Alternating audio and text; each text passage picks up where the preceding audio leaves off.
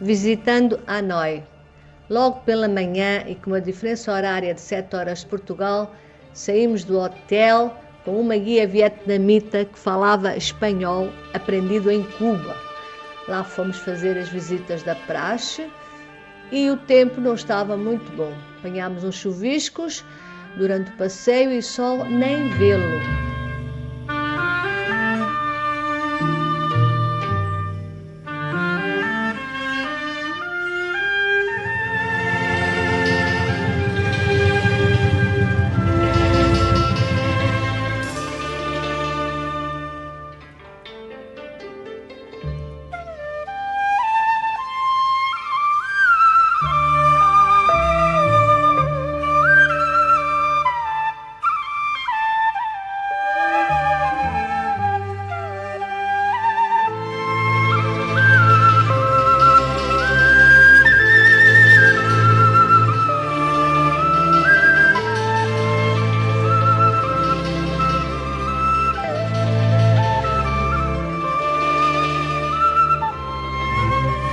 O que me impressionou mais foi o passeio de bicicleta, ou seja, rickshaw, espécie de triciclo em que o passageiro vai à frente e o condutor atrás a pedalar.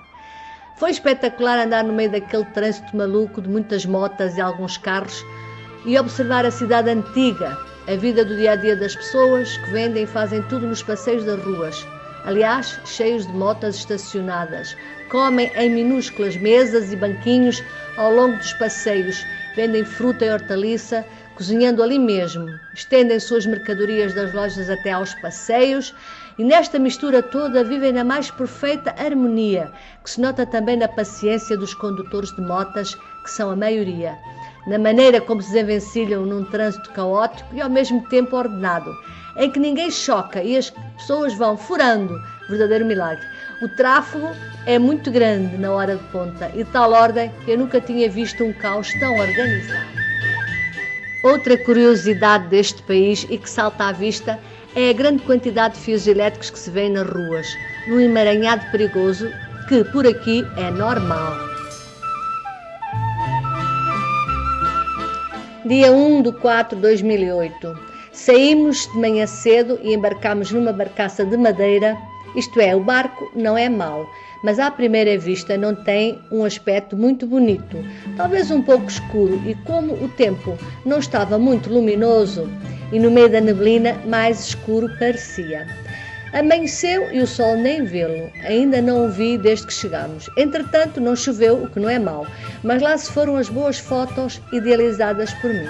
Com neblina e um friozinho, fomos pela famosa Halong Bay. Éramos apenas 7 pessoas, contando com a guia e o barco era todo nosso. Devo dizer que desde o primeiro dia viajámos com um casal mexicano e 2 mulheres da Costa Rica. Bons companheiros de viagem, sempre animados e muito simpáticos. Realmente a paisagem é espetacular. As formações rochosas, ou ilhas, no meio de um mar muito calmo, são aos milhares, imponentes, muito altas e verdes, cobertas de vegetação, de formação calcária onde abundam as grutas. É uma das maravilhas naturais, património da humanidade, reconhecida em 1994 pela Unesco. Quanto às refeições típicas, são idênticas às chinesas e a quantidade que servem é com conta, peso e medida. Por isso não admira que os vietnamitas sejam tão elegantes.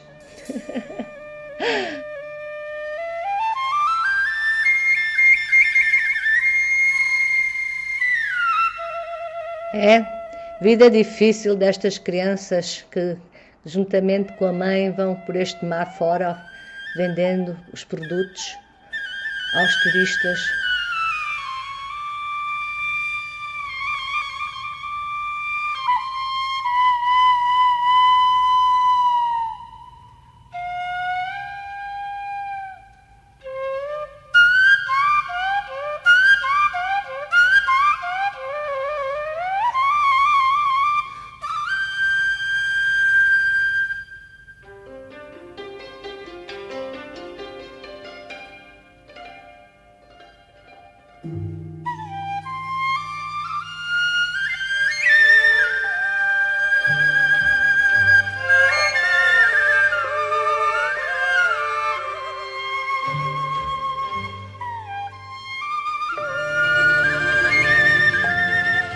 nossos companheiros de viagem.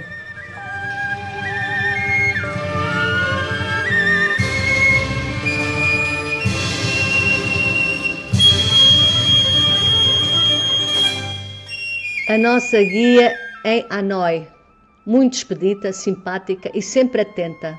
Também falava espanhol, aprendida em Cuba. Pelos vistos, esta malta ia toda para lá aprender a língua.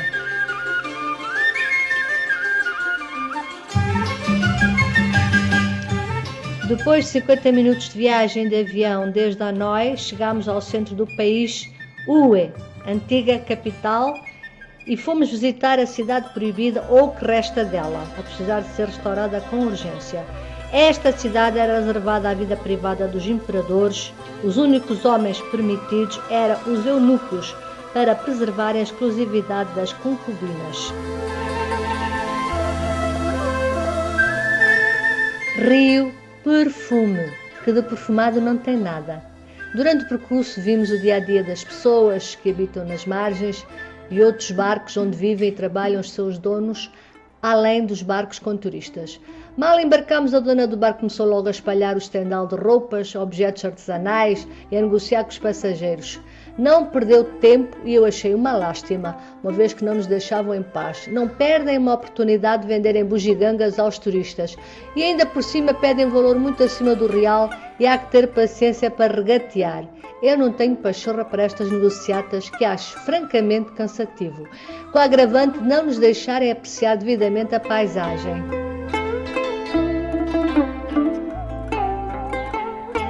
Visitámos junto ao rio o pagode Tien Mu, um dos mais antigos. Continuamos depois por terra a visita aos túneis reais de Tuduk e de Cai Dinh, muito mal preservado primeiro, tudo em ruínas. Mas mesmo assim eram cobradas as entradas que certamente não são para seu restauro.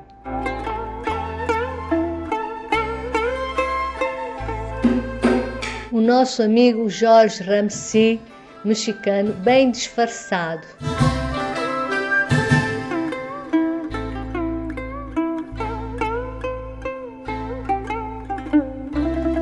O mausoleu de Cai Dinh ainda estava mais ou menos preservado. Ainda se podem ver as decorações lindíssimas de azulejos de cerâmica muito trabalhados e interessantes. Continuamos viagem, em poucos minutos estávamos no hotel. Mae Son, saída de manhã para visitar as ruínas de Mae Son, da cultura Cham. Muito arruinadas, uma lástima, se continuarem assim desaparecem de vez. Numa parte do templo vimos duas bombas enormes que ali caíram durante a guerra. Estava muito calor e úmido, aliás, o primeiro dia de sol. Transpirámos tanto que a roupa colava ao seu corpo. No final da visita ainda vimos um espetáculo local de danças e regressámos a Hoi An.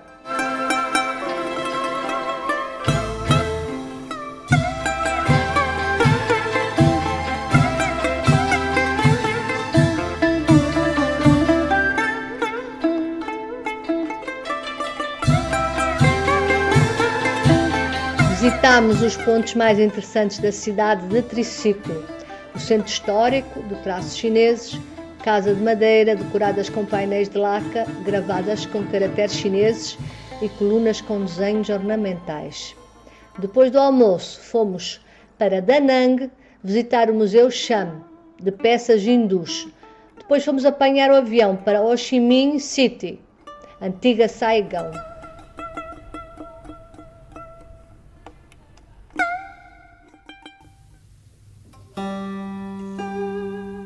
Visitando os túneis da Guerra do Vietnã, em Cu Chi, que é formado por um sistema de eixos principais com diferentes esconderijos subterrâneos, refúgios e outros túneis. Ali viveram os vietnamitas durante 13 anos, em difíceis condições, de tal maneira que eu fiz uma tentativa de descida a um desses túneis e saí logo com falta de ar. Fiquei muito impressionada com esta rede de túneis, 250 quilómetros, que iam até 3 pisos. Eles circulavam debaixo da terra como toupeiras. Muito ardilosos e tenazes, defenderam-se como puderam, com engenhosas máquinas de guerra artesanais, feitas com bombas, minas e outro armamento que apanhavam do inimigo e reciclavam tudo. transformavam em armas mortíferas de defesa. As canas de bambu afiadas eram usadas também como lanças, autênticas lâminas e muito resistentes. Até os pneus eram transformados em sandálias. Tudo era aproveitado e reciclado.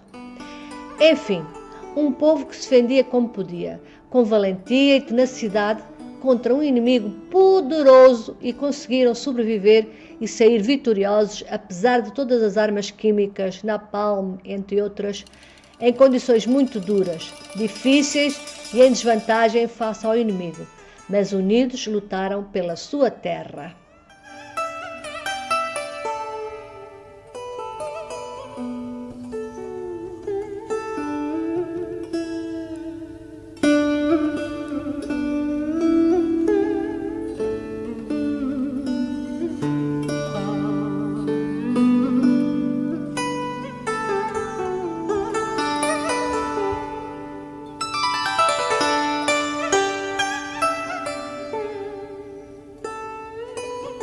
Visitámos depois o Palácio Presidencial, também impressionante pelo bunker existente na parte subterrânea, onde os militares americanos dirigiam a guerra, e registrei fotografando um helicóptero que lançou 2 bombas sobre o edifício, provocando estragos, e que agora está em exposição.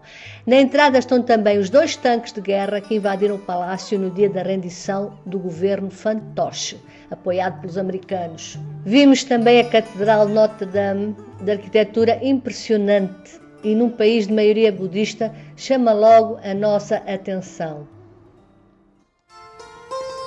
Mais uma viagem de avião para o país vizinho, o Camboja, para conhecer as ruínas de Angkor, e não só.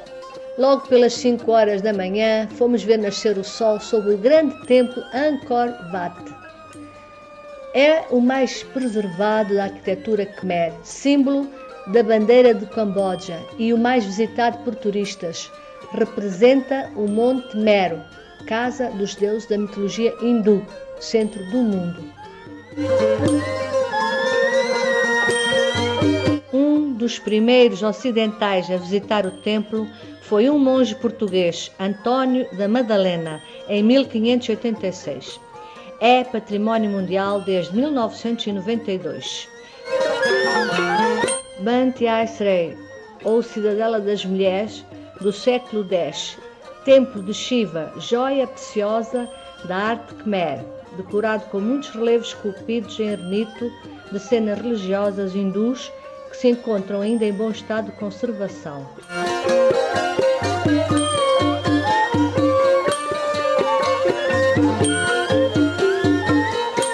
Estes eram os músicos que se deslocavam atrás das visitas de um tempo para o outro e, claro, iam vendendo as suas músicas tradicionais. Músicos vítimas e mutilados de guerra. Enquanto toca, tem a sua prótese ao lado. Entretanto, pelo caminho fomos parando para observar os habitantes locais nas suas tendas de venda de artesanato e de um açúcar de palmeira, fabricado à beira da estrada. Vivem em casas muito pobres, sob estacas, devido às cheias, que na estação das chuvas alaga os terrenos, e por isso se cultiva o arroz, que é a maior cultura agrícola deste país. Bayon, templo do século XII a XIII, com 54 torres, cada uma com 4 faces esculpidas em grandes blocos de pedra da cara de Buda, viradas para as 4 direções.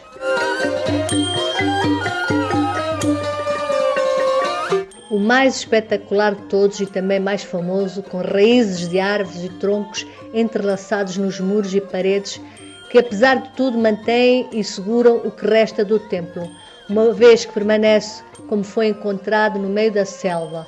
São ruínas arruinadas que acabarão por cair. Os troncos sobrevivem mesmo depois de cortados devido ao calor e chuvas abundantes. Aqui a floresta em pouco tempo apodera-se de tudo, se não se fizer nada para o evitar. Fazem lembrar polvos gigantes e outros animais.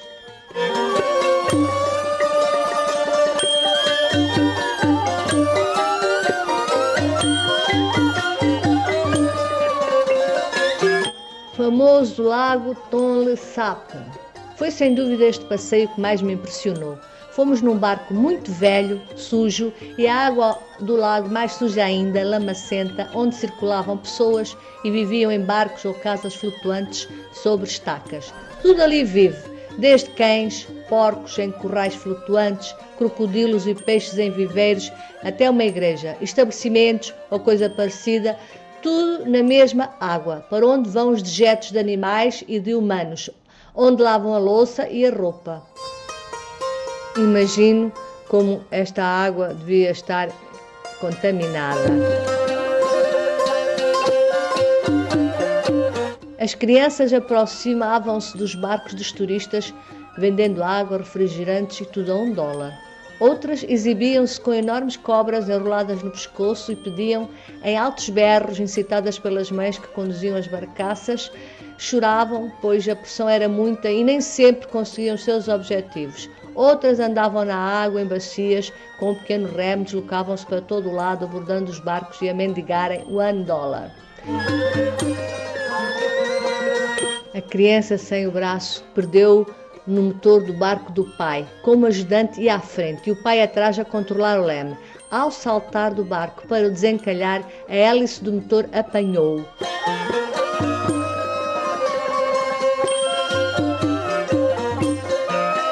E assim termina, muito resumidamente, a nossa aventura pelo Vietnã e Camboja.